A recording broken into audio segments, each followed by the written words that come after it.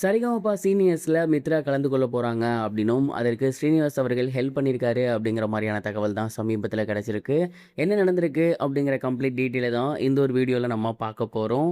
Sa Re Ga Ma Pa little champ season 5ல கலந்துக்கிட்டு ரசிகர்கள் மத்தியில மிக பெரும் வரவேற்பு பெற்றவங்க தான் மித்ரா. இவங்களோட பாட்டுக்கு எந்த அளவுக்கு ஃபேன்ஸ் இருக்காங்களோ, அதை விட இவங்களோட அப்பா, அம்மாக்காக இவங்க போராடின விதத்துக்கு மிக பெரும் அளவுல ரசிகர் கூட்டம் இருக்கு அப்படின்னே சொல்லணும். இவ்வளவு சின்ன வயசுல அவங்க அப்பாக்காகவும், அம்மாக்காகவும் ஸ்டேஜ் ஏறி பாடி அந்த வர காசுல அவங்க குடும்பத்தையும் பார்த்து, அவங்களோட மெடிக்கல் எக்ஸ்பென்ஸையும் பார்த்து ரொம்பவே கஷ்டப்பட்டுட்டு இருந்தாங்க. சரிகமபா ஜூனியர்ஸ்க்கு வந்ததுக்கப்புறம் தான் லைம் லைட்டுக்கு வந்து நெறைய பேர் அவங்களுக்கு ஹெல்ப் பண்ணியிருந்தாங்க. இருந்தாலுமே சமீபத்தில அவங்களோட அப்பா காலமாகியிருந்தாரு.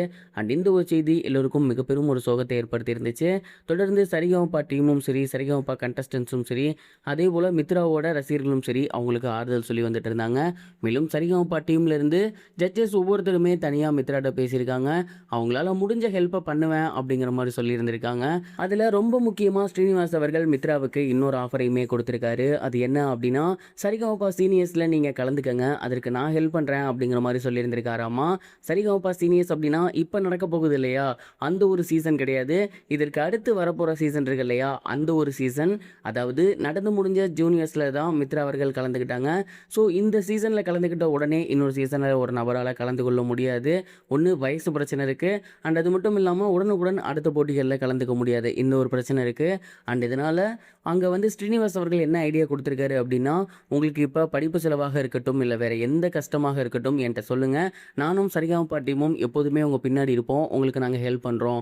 அதே போல் நடந்துட்டு இருக்க இந்த சீசன், அதாவது சீசன் 6 இருக்கு இல்லையா, இந்த சீசனாக இருக்கட்டும், அதே போல் அடுத்து ஜூனியர் 6 வரும் இல்லையா, அந்த ஒரு சீசனாக இருக்கட்டும், இது ரெண்டும் முடிஞ்சதுக்கப்புறம் வரும் பார்த்தீங்களா சீசன் 7, அந்த ஒரு சீசன் 7 சீனியர்ஸில் நீ தயவு செஞ்சு கலந்துக்கோ. அண்ட் அதுக்குள்ளே நீ எல்லா திறமைகளையும் வளர்த்துக்கோ.